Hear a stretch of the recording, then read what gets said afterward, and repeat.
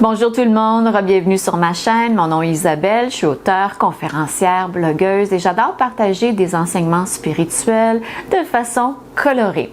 Aujourd'hui, une capsule sur l'équilibre entre être et faire. C'est un combat perpétuel, en tout cas pour moi, parce que dans une ancienne vie, j'étais toujours dans le faire. J'avais un masculin, on dit que j'avais un masculin blessé parce que le féminin se laisse recevoir et le masculin est dans le faire. On était dans une ère, j'ai grandi dans l'ère du poisson, de Piscean Age, où on suivait le dicton de Nike, Just Do It. Et donc, même les images à la télévision, dans la société, dans les magazines, c'était la promotion de toujours faire plus pour atteindre le haut d'une hiérarchie finalement. En anglais, on dit climb the corporate ladder, avoir une promotion, d'être le meilleur, la meilleure. Et donc, ça a créé en moi ce besoin de toujours faire plus pour me prouver ma valeur. Et donc ça, c'est un aspect de soi qui est blessé. Parce que dans le monde idéal, le monde dans lequel on est maintenant, dans l'ère du Verseau, il faut absolument trouver l'équilibre entre le faire et l'être. C'est l'équilibre entre le masculin et le féminin. Quand on a un équilibre entre les deux, on suit notre inspiration qui nous guide, on pose des gestes qui sont guidés et ensuite on se laisse recevoir. On relaxe, on prend un bain moussant, on se met dans sa couverte chauffante, on va prendre une marche en nature et on sait que ce qu'on a mis en branle va nous revenir tout simplement. On n'a pas besoin de toujours être en train de se battre et de suivre aussi le dicton No pain, no gain.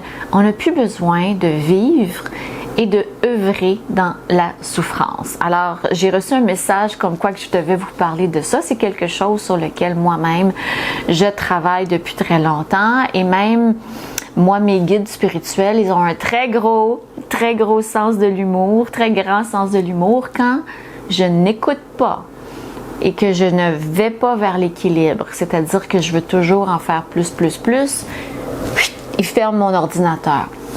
J'ai un écran qui devient noir. Mes guides spirituels travaillent à travers mon ordinateur. C'est hilarant.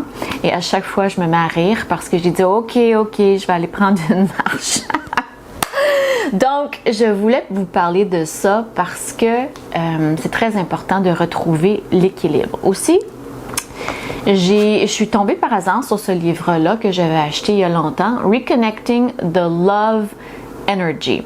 Et j'ouvre souvent des livres comme ça, des livres de bien-être à une page quelconque parce que c'est toujours le message que je dois recevoir ce jour-là. Et le message que j'ai reçu, c'est que si vous vous sentez épuisé parce que vous en faites trop, c'est parce que vous n'utilisez pas la source divine.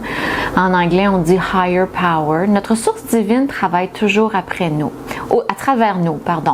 Notre source divine, notre source supérieure, travaille toujours à travers nous pour n'importe quelle réalisation, surtout ce qui est inspiré. Si vous lancez un projet d'affaires, vous écrivez un livre, ça vient du divin, c'est inspiré divinement. Donc, vous ne devriez pas vous sentir épuisé parce que vous canalisez l'énergie vitale de l'essence divine. Donc, si vous êtes vraiment épuisé, c'est parce que vous utilisez une partie de vous, peut-être le côté masculin, et vous prenez 5 cafés, je sais, moi je l'ai déjà fait, je me fiais à une énergie qui était fausse. Pourquoi? Parce que je travaillais dans un domaine qui n'était pas le bon pour moi. C'était pas ce que j'aurais voulu faire, je l'ai fait pour les mauvaises raisons. Et comme je n'étais pas inspirée divinement dans ma carrière, je me fiais sur des substances comme le café et le sucre, beaucoup pour carburer, pour offrir un rendement supérieur, performer. J'étais dans la performance, dans un milieu qui n'était même pas un milieu qui m'intéressait vraiment. Donc, si vous vous sentez vraiment épuisé à la fin de vos journées ou même à 3 heures de l'après-midi, on dit souvent qu'à 3 heures, il y a le gros crash, posez-vous la question. Est-ce que je suis divinement guidée? Est-ce que j'ai un travail qui me passionne vraiment? Est-ce que je suis mon intuition? Est-ce que je suis dans une carrière qui remplit mes besoins spirituels, émotionnels et physiques? Et sinon, pourquoi? Pourquoi je ne choisis pas quelque chose qui me rend heureuse, heureux, qui me comble et qui est divinement aligné avec moi? On a tous une mission dans cette vie-ci. On est tous venus faire des grandes choses, des grandes réalisations. On est venu aider l'ascension planétaire vers l'amour. Donc, je sais que moi, une de mes missions, c'est de parler de l'environnement, parler de la mode écologique, et je suis très passionnée de ça. Il y a des jours où mes guides me poussent à faire des choses, puis je dis OK, bon, j'y vais. Et je pourrais parler de ces choses-là, des enseignements spirituels, des livres spirituels, je pourrais vous en parler pendant des heures. Donc, je suis vraiment divinement guidée. Si la fatigue, le découragement ou le stress s'installe, c'est soit la résistance, je suis dans mes peurs, qu'est-ce que les gens vont penser que je fasse ça? Ou c'est parce que c'est pas divinement orchestré, je suis pas sur le bon chemin. Donc, c'est vraiment très important de se poser ces questions-là. On est encore au début de l'année 2023. Qu'est-ce que je me sens guidée à faire, divinement guidée? Est-ce que ça me passionne? Nos passions sont toujours interreliées avec ce qu'on est venu faire. Est-ce que je me sens à ma place? Est-ce que je vibre dans l'amour, dans la joie quand je réalise ces grandes choses-là? Et à un moment donné, si je suis fatiguée, est-ce que je me donne la permission de prendre une pause? Est-ce que je me donne la permission de me reposer, sachant que maintenant que j'ai posé mes gestes, que j'ai fait mon travail, à 3 heures de l'après-midi, au lieu d'aller me chercher mon 4e café Starbucks, je vais prendre une marche dans la nature qui me ressource 100 fois plus, où je médite, je lis un livre inspirant qui va me redonner de l'énergie. J'écoute une méditation sur YouTube. Il y en a des millions de méditations qui me réénergisent. Alors, je suis réénergisée, je suis dans mon côté féminin, je me laisse recevoir et je me laisse être. Il y a beaucoup de personnes, moi y compris, que quand on s'est arrêté, moi je sais que quand j'ai quitté ma carrière d'avocate, et j'ai commencé à écrire, je me suis sentie vraiment perdue parce que j'avais porté un masque pendant tellement longtemps que je ne savais même pas qui j'étais.